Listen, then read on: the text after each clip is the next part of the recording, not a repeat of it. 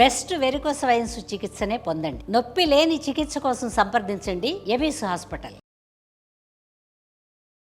మాఘమాసంలో పౌర్ణమి నాడు సముద్ర స్నానం చేస్తే చాలా విశేషమైన ఫలప్రదం అని చెప్తూ ఈ విశేషాన్ని చెప్తున్నారనమాట. మాఘ స్నానాలకు ప్రసిద్ధి ముందు చెప్పిన సంగతే.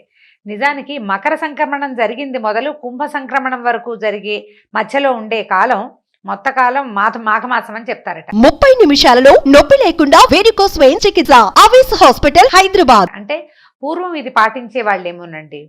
మనం ఇప్పుడు ఏం చేస్తాము, మాఘ పౌర్ణమి పాడ్యమి నుంచి అమావాస్య వరకు మనం మాఘమాసంగా భావిస్తాం. అయితే మకర సంక్రమణం దగ్గర నుంచే అని చెప్తున్నారనమాట. అక్కడి నుంచి కుంభ సంక్రమణం వరకు ఉండే మధ్యకాలము అని ఇది ఒక లెక్క. మరి పవిత్ర స్నానాలు పౌష్య శుక్ల పౌర్ణమితో మొదలయ్యి మాఘ శుక్ల పౌర్ణమితోటి ముగుస్తాయట. చాంద్రమానాన్ని అనుసరించే వాళ్ళకి ఈ మాఘమాసం పౌష్య బహుళ అమావాస్యతో ప్రారంభమయ్యి మాఘ బహుళ అమావాస్యతో ముగుస్తుంది. ఈ మాఘమాసం మొత్తం పవిత్ర స్నానాలు చేయటం విశేషం. కానీ అంటే ఇది విశేషమే కానీ అయితే ఈ యాంత్రిక జీవనంలో అదంతా సాధ్యం కాదు. ఇప్పుడు మనం చేయలేకపోతాం కాబట్టి కనీసం పౌర్ణమి నాడైనా నదీ స్నానం కానీ సముద్ర స్నానం కానీ చేస్తే మాఘమాసం మొత్తం పవిత్ర స్నానాలు చేసిన ఫలితం లభిస్తుందట. ఎందుకంటే ఈ మాఘ పూర్ణిమని మహామాఘి అంటారు.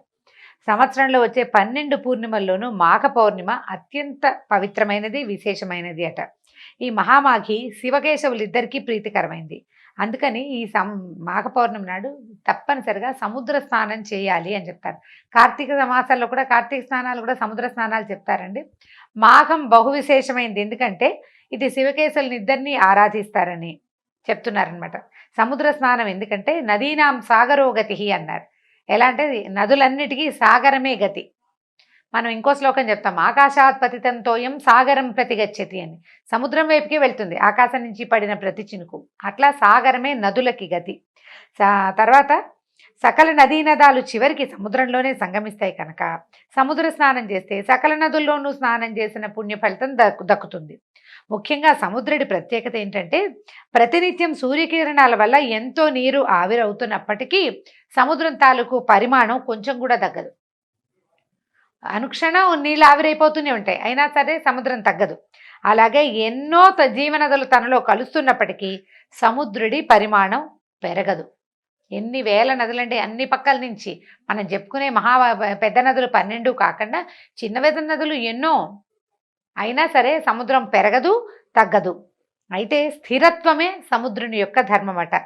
తర్వాత అగాధి జడత్వాలు ఆయన తత్వం, ఇలా చెప్తున్నారనమాట. సాగరుడు సంతోషప్రదుడట.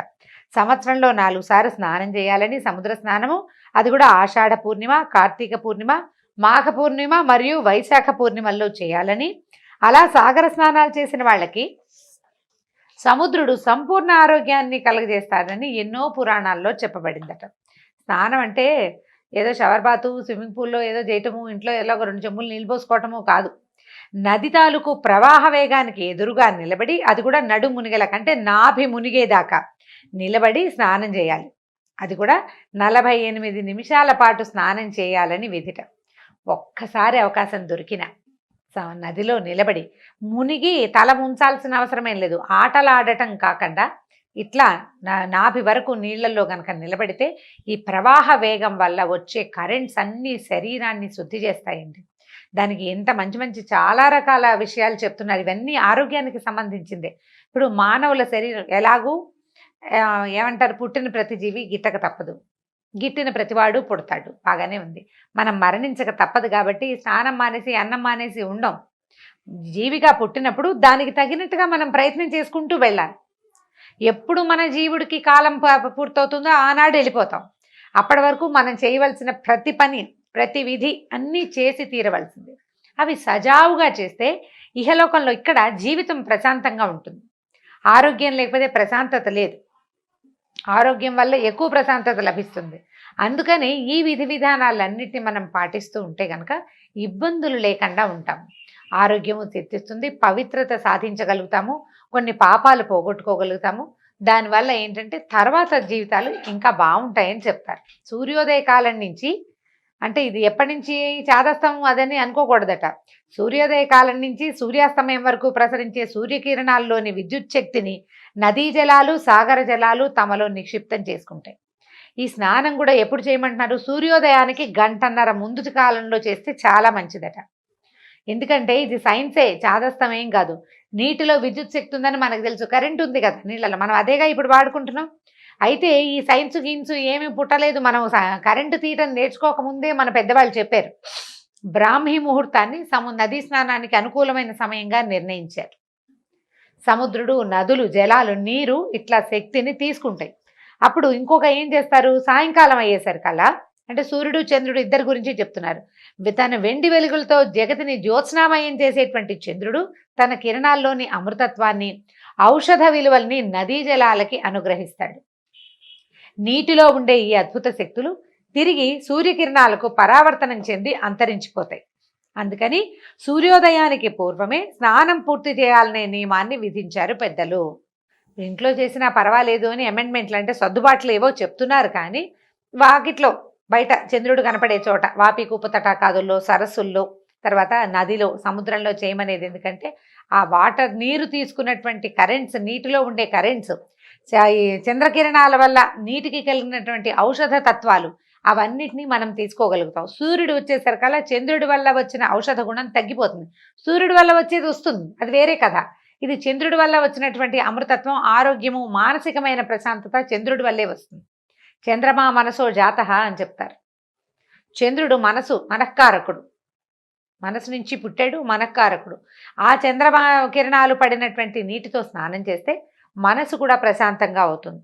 అయితే ఈ నడుము నమూను వరకే ఎందుకు మునగాలండి, పైదాకా ఇక్కడ దాకా గొంతు కంఠస్నానం, కంఠవంతం దాకా ఎందుకు? కంఠస్నానం అంటే వేరే కదండి. తలస్నానం అంటే ఒంటి మీద పోసుకునే నీళ్ళని కంఠస్నానం అంటారు. తల తడపకుండా చేసేదాన్ని.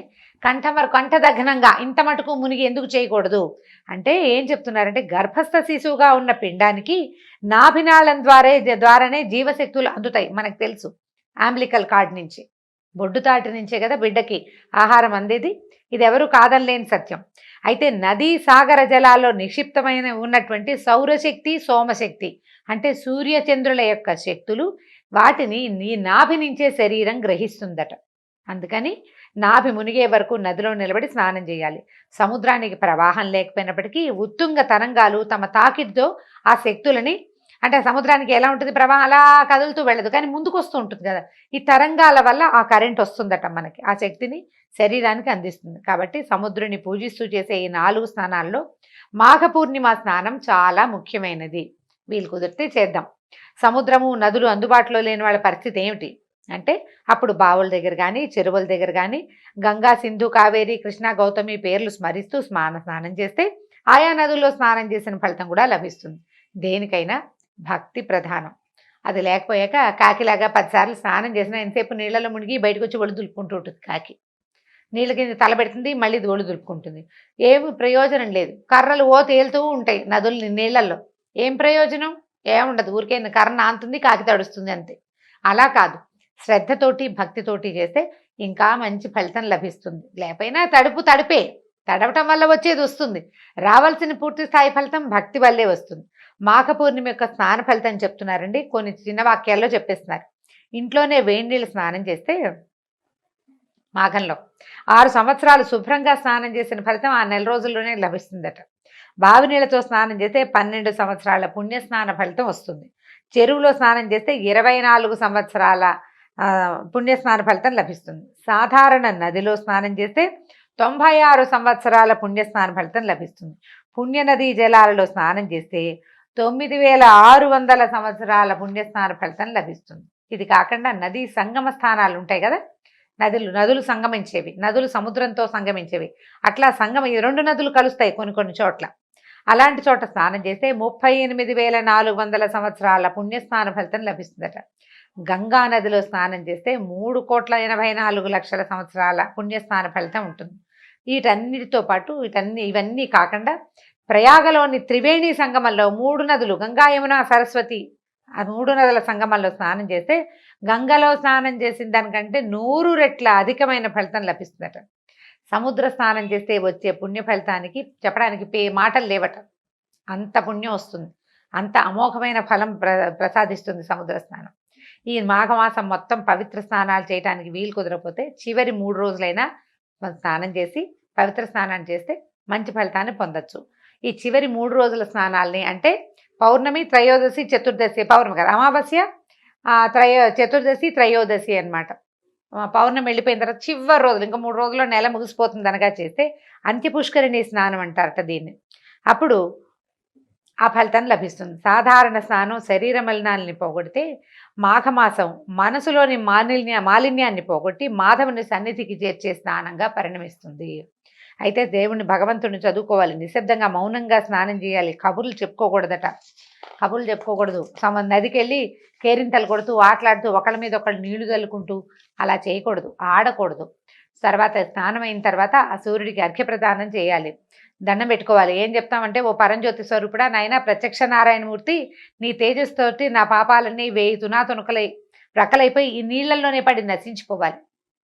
నాలో ఉన్న అనారోగ్యం, శారీరక మానసిక అనారోగ్యాలు కూడా నశించిపోవాలని సూర్యుడికి అర్ఘ్యం ఇస్తూ దండం పెట్టుకోమంటున్నారు. దీని తర్వాత పితృదర్పణాది నిత్యకర్మలుంటే పూర్తి చేసుకుని ఇష్టదైవాన్ని ఆరాధించాలి, దాన ధర్మం చేయాలి. వస్త్రాలు, కంబళి అంటే దుప్పటి, పాదరక్షలు, గొడుగు, తైలము, నెయ్యి, తిలపూర్ణ ఘటము, నువ్వులతో నింపినటువంటి పాత్ర, బంగారము, అన్నము మొదలైనవి దానం చేస్తే మహాపుణ్య ఫలితం లభిస్తుందట. చేయగలిగే సామర్థ్యం ఉన్నవాళ్ళు గనక అవకాశం ఉంటే నేతితో తిలహోమం చేస్తే మరింత పుణ్యం వస్తుందట. మామూలుగా తిలలు చాలా మంచివి, కానీ ఏమంటే నువ్వులు ముట్టుకోకూడదని అలా అనుమానాలు ఉంటాయండి. శనివారం ముట్టుకోకూడదు, శుక్రవారం ముట్టుకోకూడదు, చాలా ఉంటాయి. సాక్షాత్తు శనేశ్వర స్వరూపం అని అదని భావిస్తాం, అది చాలా తప్పట. విష్ణుమూర్తి యొక్క స్వేద బిందువులే తిలలట. తిల ఎట్లా జన్మించిందంటే విష్ణుమూర్తి యొక్క స్వేద బిందువు నుంచి జన్మించిందట. సాక్షాత్ విష్ణు రూపాలు, ఈశ్వర ప్రతీకాలు. అందుకని శివుడికి ఏం చేస్తారు, ఏకాదశి రుద్రాభిషేకం చేసేటప్పుడు తిలలతోటి అభిషేకం చేస్తారు. ఒక అభిషేకం తిలలతోటి చేస్తారు.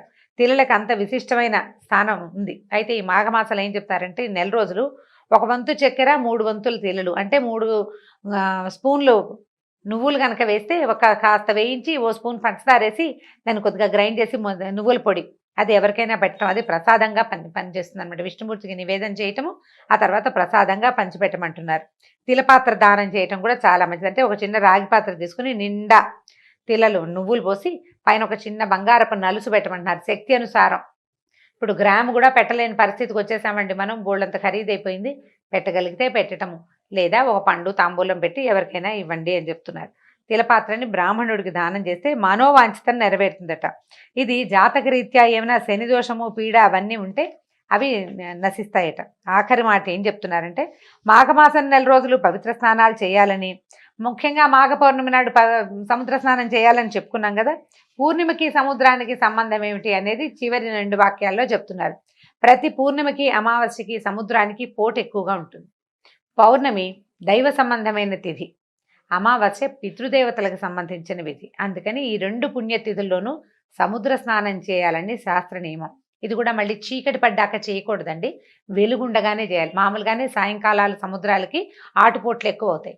పౌర్ణమి, అమావాస్యల్లో పోటు అవి హెచ్చుగా ఉంటుంది, ఎక్కువ ఉంటుంది అనమాట, వేగం పెరిగిపోతుంది. చంద్రోదయం అయ్యేసరికల్లా సముద్ర వేగం పెరిగిపోతుంది అనమాట. ఆ సమయంలో చేయకూడదు. పౌర్ణమి రోజుల్లో సాయంకాలాలు చీకటి పడ్డాక ఎప్పుడు సముద్ర తీరాల్లో ఉండటం ఏమంత మంచిది కాదు. మన పాత పెద్దవాళ్లే చెప్పేవాళ్ళు, ఇప్పుడు అసలు మంచిది కాదు. కాబట్టి పగటి వేళల్లోనే చేయాలి. జ్యోతిశాస్త్ర రీత్యా పూర్ణిమ తిథి నాడు రవిచంద్రులు ఒకరికొకరు సమసప్తక కేంద్రగతులై పరస్పరం వీక్షించుకుంటారు. వాళ్ళిద్దరూ కరెక్ట్గా ఒక యాంగిల్లో కలుస్తారనమాట. ఆ తర్వాత అమావాస్య నాడు రవిచంద్రులు కూడా ఒకే కేంద్రంలో ఉంటారు. కాబట్టి ఇది వాళ్ళిద్దరికి ఉన్న సంబంధం. సూర్యుడు చంద్రుడు ఉన్న సమయంలో కనుక సముద్ర స్నానం ఆ రోజుల్లో కనుక చేస్తే ఆ ఇద్దరి తాలూకు ఫలితం లభిస్తుందని చెప్తూ వశిష్ఠ మహర్షి ఈ కథని, ఈ విషయాన్ని మన దిలీప మహారాజుకు తెలియజేశారు.